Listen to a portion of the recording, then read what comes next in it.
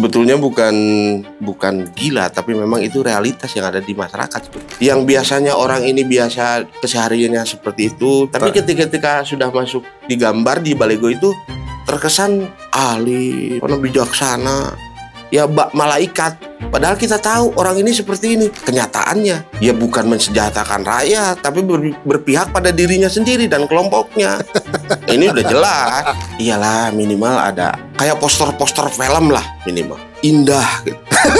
Walaupun dilihat entah indahnya aja dulu. Ini kan bukan jadi tribun, jadi teror sebetulnya. Kan kerjanya 5 tahun sekali. 5 tahun sekali juga paling 6 bulan ke pemilihan, entah itu pilkada atau pileg, baru bekerja. Nah, masyarakat mau tercerahkan seperti apa gitu kan? Kalau tidak dipimpin pun, kalau tidak ada pemimpin pun, rakyat akan jalan terus. Artinya pilkada ini bagi rakyat nggak penting-penting amat gitu. Mana emang dibeli kurang suarana. Ya enggak sih. Masyarakat pun sama. Lamun jadi mau bawa kau orang ingat. Ya enggak sih, sancan jadi kurang di porotan. Ya kalau masyarakatnya seperti itu, calon pemimpin harus kaya raya. Nah, bahayanya yang kaya itu kan tidak semuanya cerdas, Kang. Bahwa libido politik itu lebih dahsyat daripada libido ke perempuan, konon katanya. Mangkreng. Karena ini gesekan-gesekan yang ada di ininya. Padahal belum tentu gesekan-gesekan ini kan juga bisa menjerumuskan bapak-bapak para calon udah paham hakikat politiknya naon. Tahu itu. Assalamualaikum warahmatullahi wabarakatuh, Baraya Priangan. Ketemu lagi di Perspektif. Kali ini saya menghadirkan tamu yang luar biasa. Sangat istimewa. Sengaja saya undang seorang budayawan Tasikmalaya, Bapak Tatang Pahat.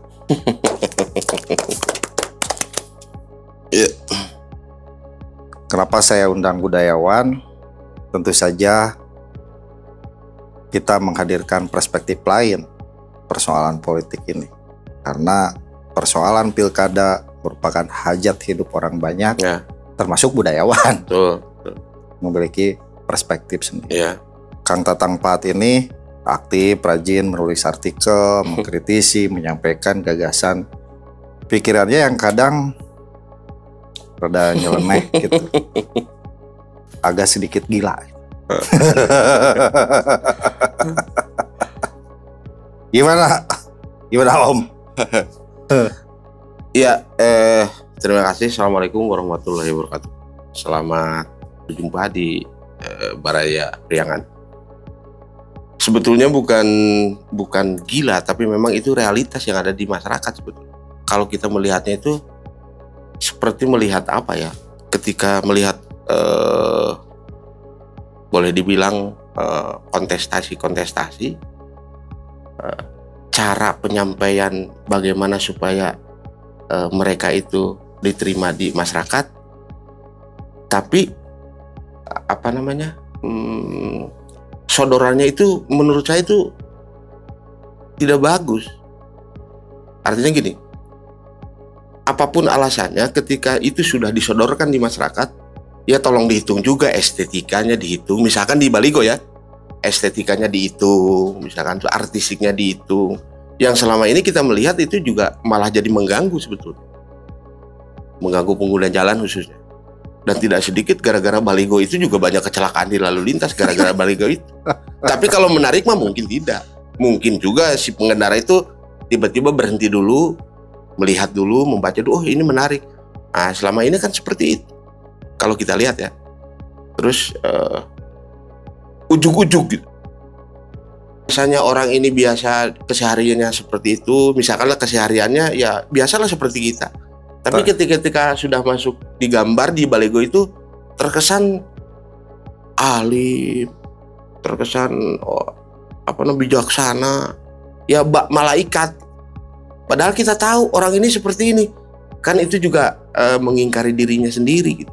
Padahal makna dari politik itu kan sebetulnya mah jelas bahwa keberpihakan kepada rakyat supaya makmur, rakyat supaya sejahtera.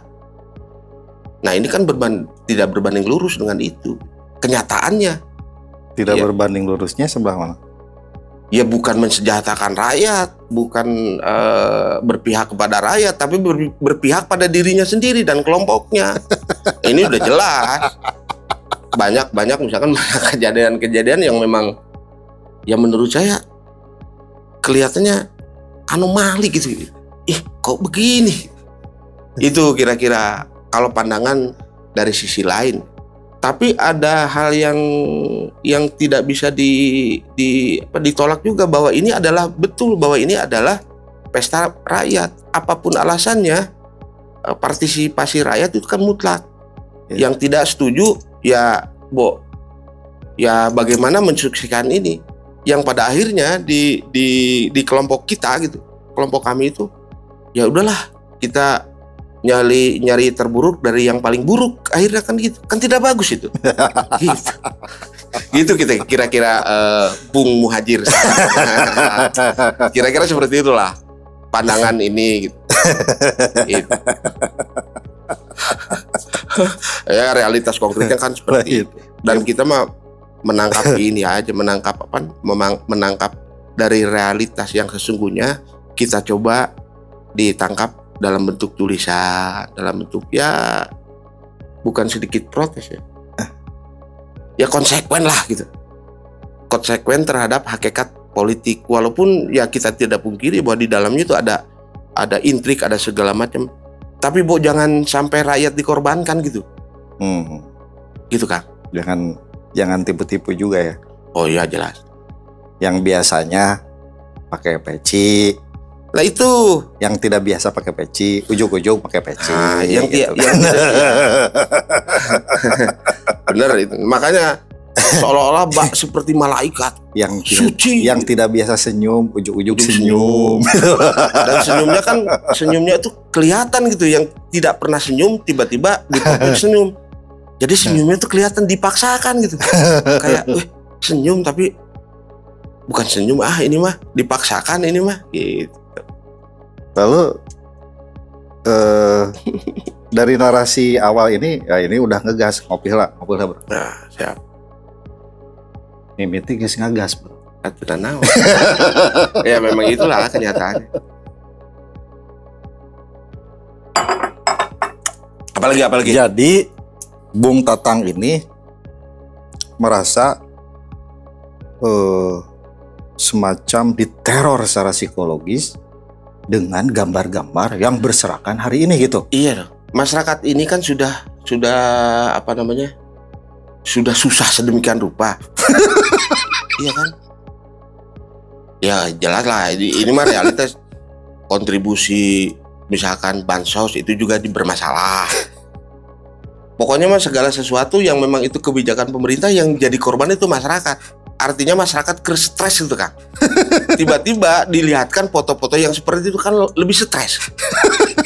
Dan belum tentu foto-foto atau baligo-baligo yang seperti itu, yang kalau misalkan dari mereka itu yang jadi, belum tentu ada yang berpihak kepada masyarakat. Kenapa seperti itu ya? Beberapa tahun ke belakang kan seperti itu. Jadi sebaiknya si gambar-gambar itu dipercantik gitu ya. Iyalah, minimal ada gimana ya? Kayak poster-poster film lah minimal. Indah gitu. Walaupun dilihat indahnya aja dulu. Minimal masyarakat ketika melihat baligo-baligo atau spanduk-spanduk itu terhibur gitu. Ini kan bukan terhibur, jadi teror sebetulnya.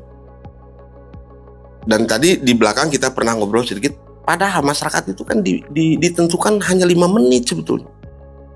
Perannya. Iya, perannya untuk menjadikan itu 5 menit.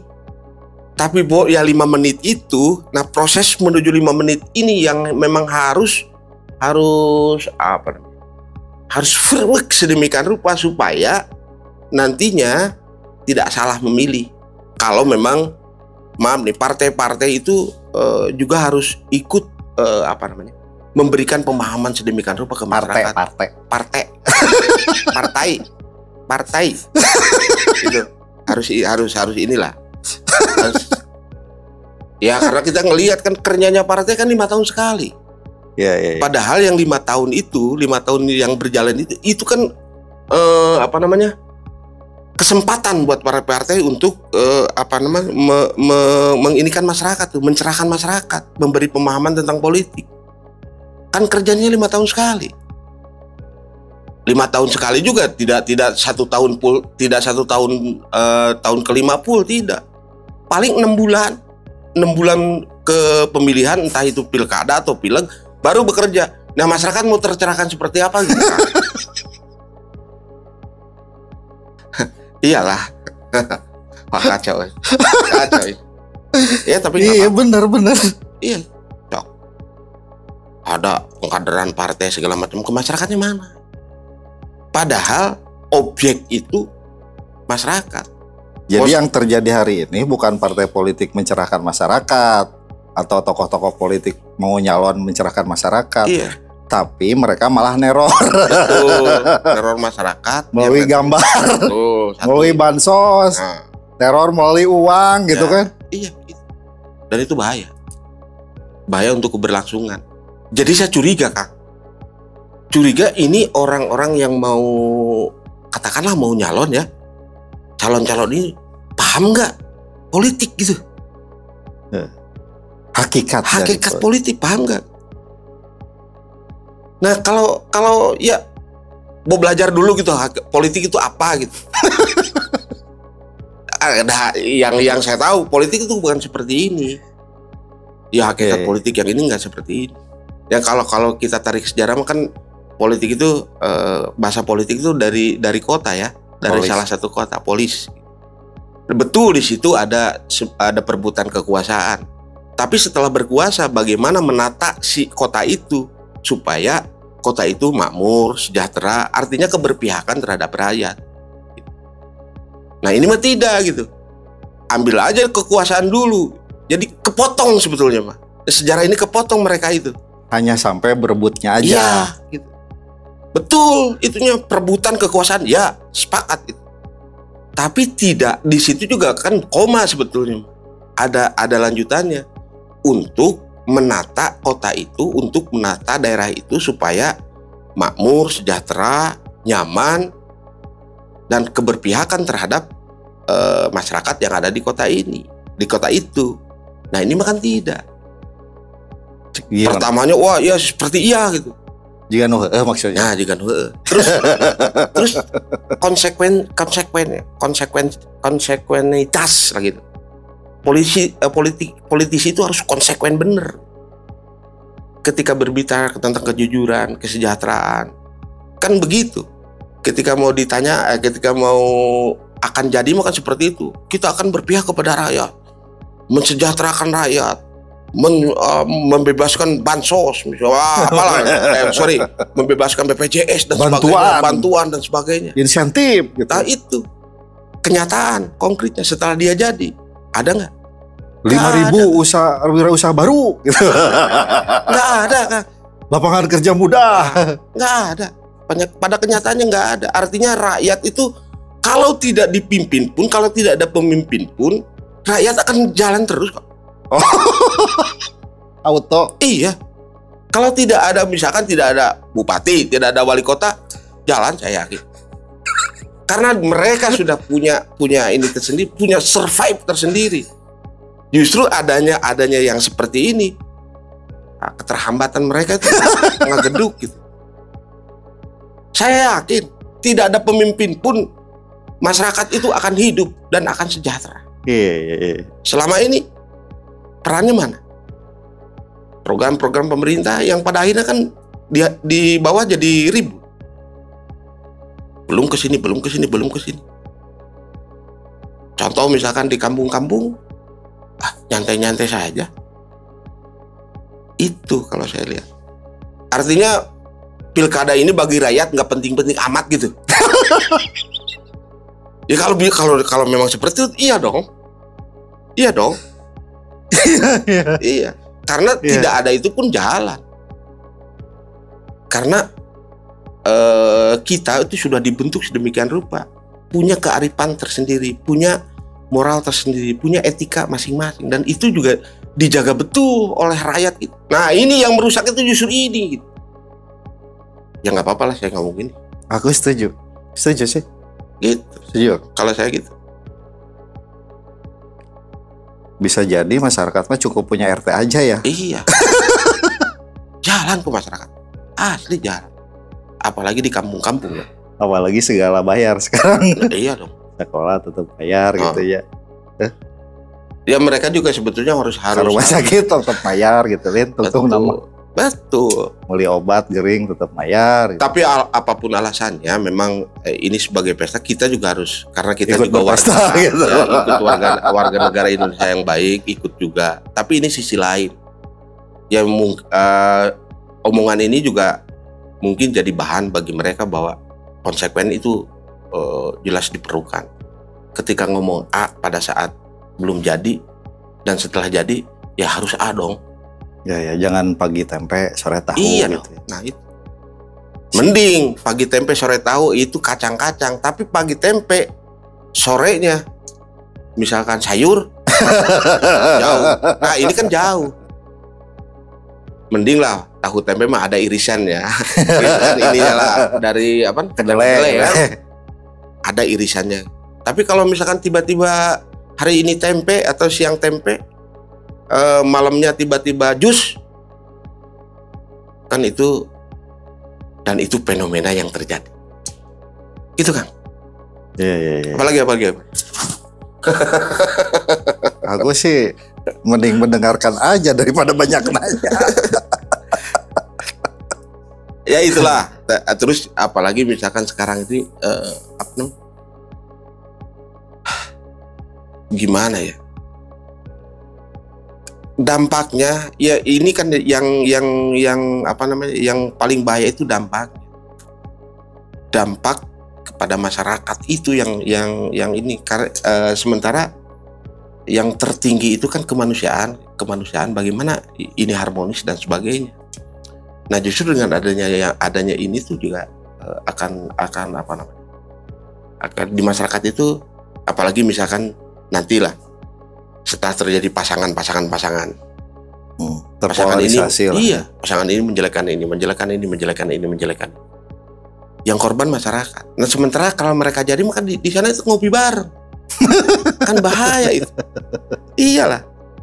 Nah setelah ngopi bareng itu keberpihakan yang awalnya ke masyarakat dibebaskan begitu saja. Ya sementara karakter masyarakat mah lamun geus kehel gitu kan. Panjang. Kalau mereka mah kan kepentingan. Ketika sudah masuk ke wilayah itu, ke wilayah ruangan itu yang tadinya bermusuh-musuhan bisa berjabat tangan, minum kopi bareng masyarakat. Kan ngeri kan. Ada kejadian di keluarga, tiba-tiba di dalam keluarga itu salah pilih. Pilihan istrinya ke A, pilihan laki-lakinya ke B. Yang kalah misalnya B. Nah tiba-tiba ini kan sampai bercerai. Yang menang di sana, tiba-tiba di sini kan wah dan sebagainya. Nah, ini yang jadi bahaya. Itu di ruang kecil, ruang keluarga. Apalagi ruang tetangga, ruang masyarakat, ruang ini. Itu polarisasi itu yang memang. Nah ini tanggung jawab partai, saya yakin.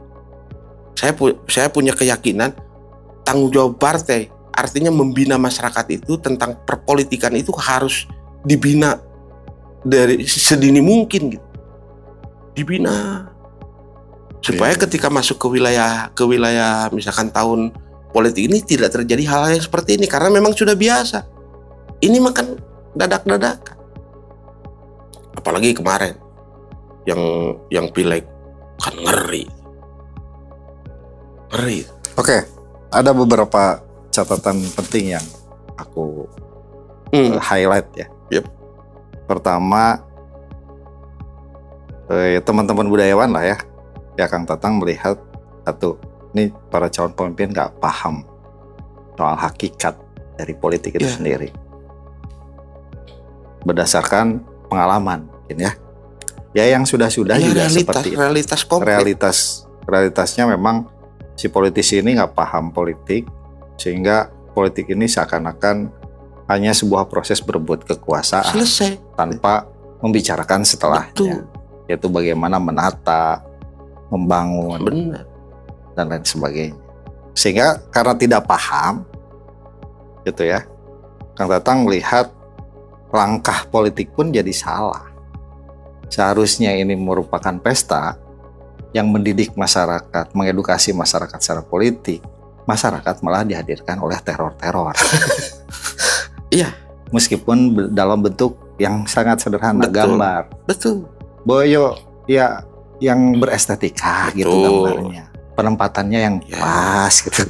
Minimal masyarakat itu ada hiburan dengan gambar itu. Oh, Gitu. Indah dan sebagainya. Dan saya yakin itu akan berdampak. Ya. Gitu.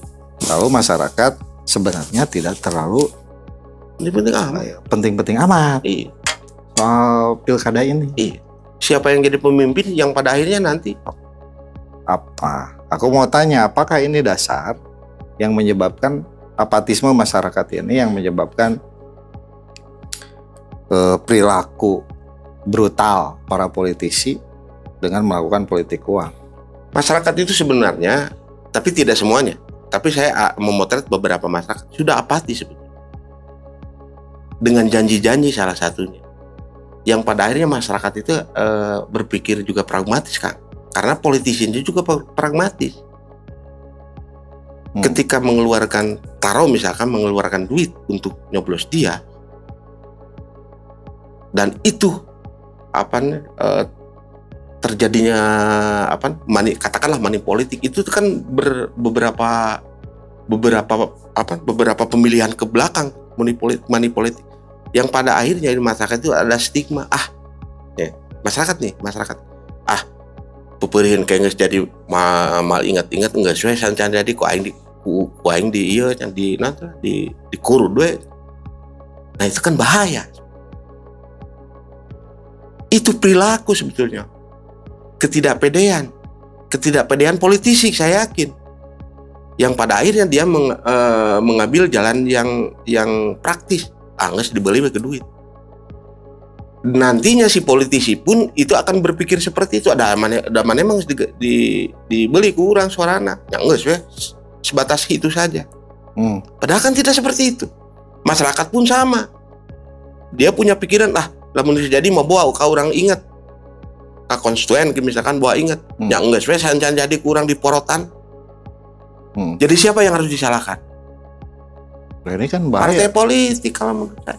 Artinya pembinaan politik kepada masyarakat itu gagal. Ini kan bahaya. Iya. Rusak. Betul.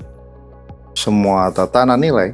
Iya. Yang pada akhirnya lama kelamaan jadi akut, maka tidak menutup kemungkinan akan hilang.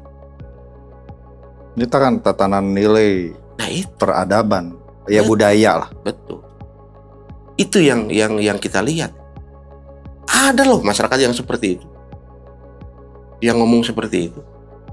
Ya kan sekarang itu kan tingkat toleransi terhadap money politiknya sangat tinggi. Nah itu. Ya money politik dibolehkan menurut masyarakat. Nah itu bahaya. Kenapa tadi saya bilang politik itu? Karena politik kan disiplin ilmu. Ya kalau masyarakatnya seperti itu, calon pemimpin harus kaya raya. Kayak sekarang terjadi. Nah bahayanya, yang kaya itu kan tidak semuanya cerdas, Kang. Iya. Dan itu tidak sesuai dengan budaya kita lah. Betul. Apalagi budaya Sunda. Betul. Gini Kang. Seorang pemimpin itu kan mandita. Iya. Orang yang tidak butuh. Itulah. Kalau kita mengacu atau bersandar kepada Tritangtu, politisi jangan bersandar kepada Barat deh. Kasundaan Tritangtu itu kan sudah jelas, sempurna, sudah tidak bisa diganggu gugat. Kalau bahasanya mah trias politika, iya kan gitu. Karesian, karamaan dan yang seperti itu. Kalau paham tentang itu selesai, nyaman, selesai dan akan luar biasa. Ya, gitu kan. Akhirnya dalam konteks segala dirumpak gitu kan. Rama sudah tidak dihargai gitu kan. Kan jelas di Tritangtu itu jelas. Legislatif, eksekutif, yudikatif kan jelas. Karatuan, karamaan, karesian kan jelas. Nah, kenapa tidak bercermin ke itu? Bercerminnya kepada trias politika. Nah, itu trias politika itu versi Sunda itu sebetulnya. Malahan lebih dalam sebetulnya kalau dikaji betul. Ini yang mengerikan itu gini, wakil-wakil rakyat ketika sudah menjadi wakil rakyat pidato gitu bisa. Kan bahaya itu. Dan itu kejadian, Kang. Nyata adanya. Nyata itu kejadian. Bisa jadi wali kota yang tidak memiliki kapasitas, memiliki track record yang tidak baik juga. Gitu. Itu. Asal punya uang dipilih oleh masyarakat. Kan bahaya. Dan masyarakat memilih itu karena landasannya apatis, dia nggak peduli. Iya, nah itu kan bahaya. Yang cerdas-cerdas itu banyak, Kang. Di kita itu banyak. Masalahnya yang cerdas-cerdas itu kayak misalkan teman-teman aktivis tidak cerdas, gimana teman-teman aktivis bisa mengkaji segala sesuatu. Tapi kesempatan untuk ke sana itu kejegal karena ada uang misalnya. Yang tidak sekolah, ada yang tidak sekolah yang hanya tamat SD, misalkan tidak menyudutkan, sama sekali tidak menyudutkan.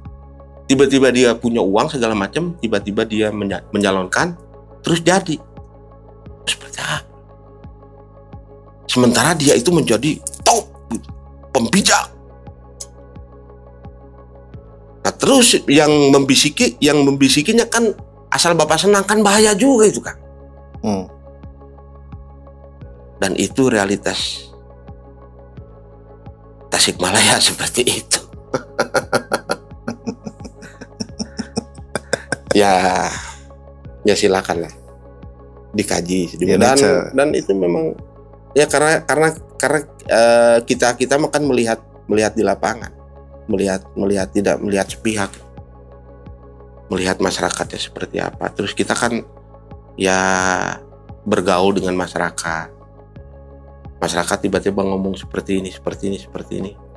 Nah itu kan jadi ke kitanya juga puyeng gitu. Tapi benar juga. Tentu saja dengan bahasa yang sederhana di masyarakat ya. Sederhana. Tapi kalau ini wah itu ngeri. Itu. Jadi simpulnya pilkada ini memilih terburuk dari yang paling buruk gitu. Pada akhirnya. Ya tetap harus memilih sebagai warga Indonesia kan harus ya memilih. Dan itu mah kalau tidak memilih ya itu juga jadi nggak apa-apa. Ya nggak apa-apa sih. Asal jangan ngajak orang lain aja. Ya itu tidak pilihan lah ya. Tapi kalau boleh dibilang harus memilih, pasti saya akan memilih yang buruk dari yang paling buruk. Iya. Dari sekian puluh nama hari ini calon wali kota, wakil wali kota yang terdengar aja, atau yang neror di jalan itu lewat gambar dan lain sebagainya. Masih ada harapan nggak sih? Ya apapun alasannya harapan masih ada harapan. Cuman harapan ini mungkin juga tidak menutup kemungkinan harapan itu tinggal harapan. Ya masyarakat berharap terus sebetulnya mah, karena kelegoan masyarakat masuk ke TPS itu pun walaupun memilih buruk yang buruk dari yang terburuk, ada sebersih harapan untuk merubah paradigma atau merubah sistem itu ada. Ini mah kalau boleh dibilang kesalahan masyarakat tidak salah. Nah, yang salah ini yang ini. Ya, perilaku politik.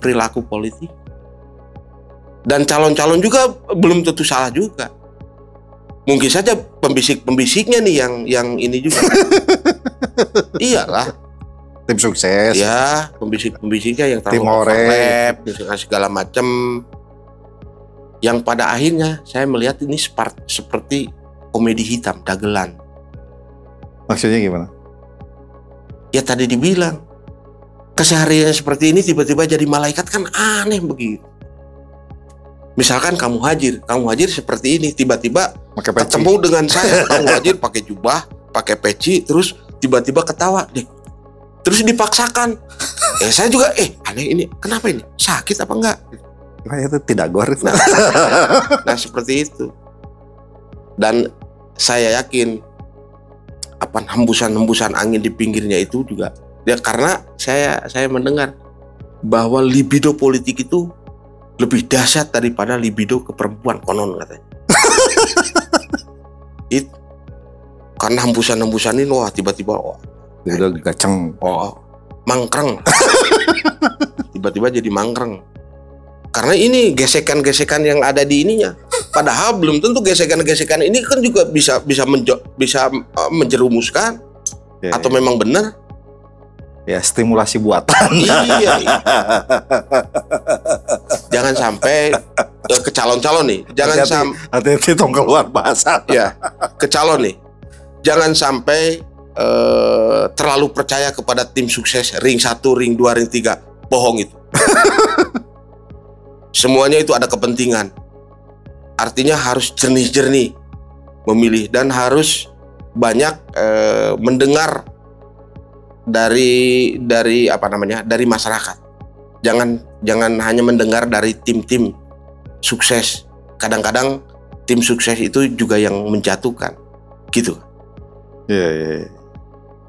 Intinya ya, pilkada nggak penting-penting amat bagi rakyat. Itu aja. Oke, terima kasih Kang Tatang Pat. Sengaja saya hadirkan untuk membawa perspektif yang lebih segar, ice breaking dari obrolan-obrolan politik yang penuh dengan intrik, yang tidak bisa diprediksi, yang selalu kesana kemari gitu, dan yang penuh dengan game, penuh dengan permainan. Sepakat ya, satu lagi. Sepakat bahwa politik itu merebut kekuasaan, tapi jangan dihilangkan setelah kekuasaan itu terebut. Ada yang lebih penting dari itu. Hakikat politik, bapak-bapak para calon udah paham hakikat politik naon. Saya tahu itu. Naon. Oke, ketemu lagi di perspektif episode berikutnya. Tentu saja Kang Tatang Pat akan kami undang lagi dalam rangka merosting calon gitu kan. Dan merosting semua kandidat gitu supaya keluar jenis dan wujud aslinya. Assalamualaikum warahmatullahi wabarakatuh. Assalamualaikum warahmatullahi wabarakatuh.